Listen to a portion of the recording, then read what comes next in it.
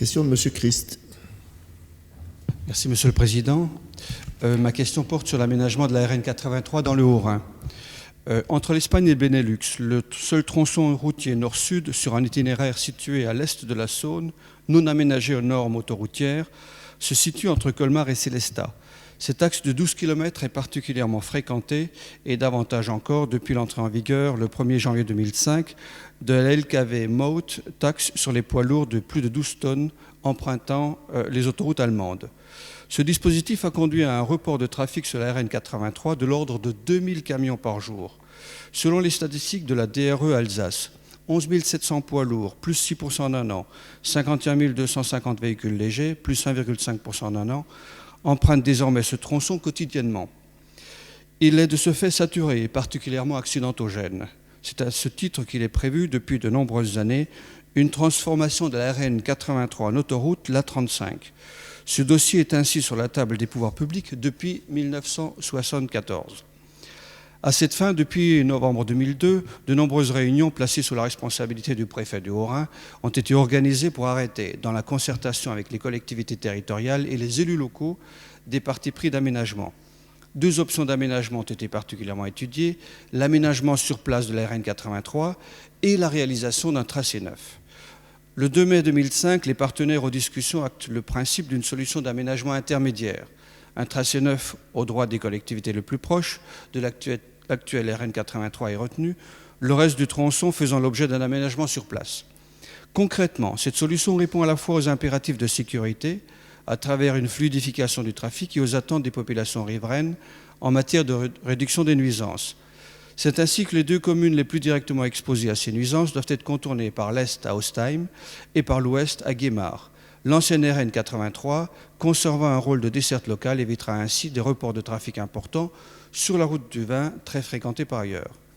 Dans l'attente de cette réalisation, des engagements ont été pris, d'une part, pour sécuriser l'axe existant par l'aménagement des bretelles d'accès, et d'autre part, pour réduire les nuisances sonores des secteurs les plus exposés par la réalisation d'écrans acoustiques.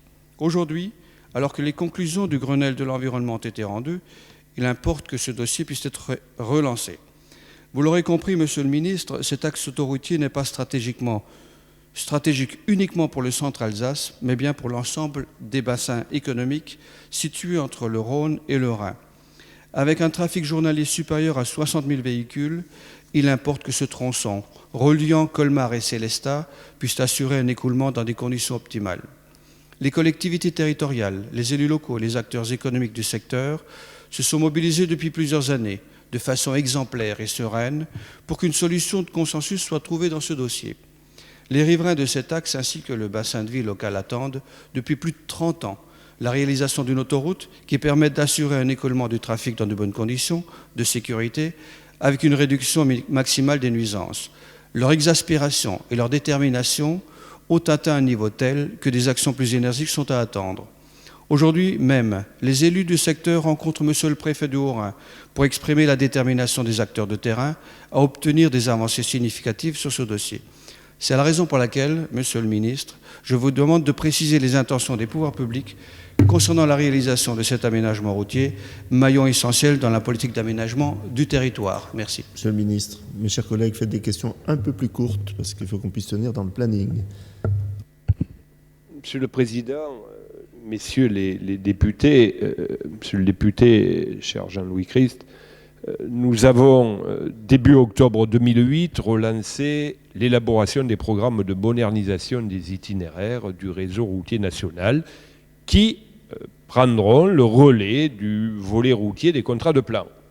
Ces programmes visent à établir une prévision claire des investissements de modernisation du réseau routier national pour les prochaines années en intégrant les conclusions du Grenelle de l'environnement.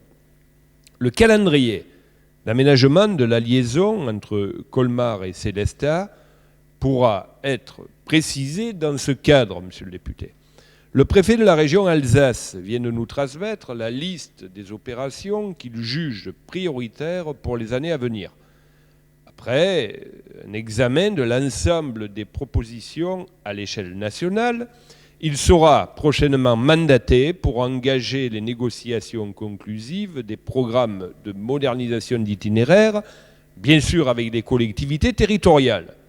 Ce n'est qu'à l'issue de ce processus que le financement de la mise aux normes de la RN 83 pourra être arrêté. Comme vous le soulignez, monsieur le député, sans attendre les décisions attendues pour ce PDMI, un diagnostic sécurité a été réalisé et des études relatives à la réduction des nuisances acoustiques, notamment de l'actuelle RN 83, ont été engagées. Ces études permettront de définir les améliorations nécessaires à cette infrastructure qui seront ensuite réalisées. Merci, Monsieur Mathus. Monsieur le Président, mes chers collègues, ma question s'adresse au secrétaire d'État chargé des Transports.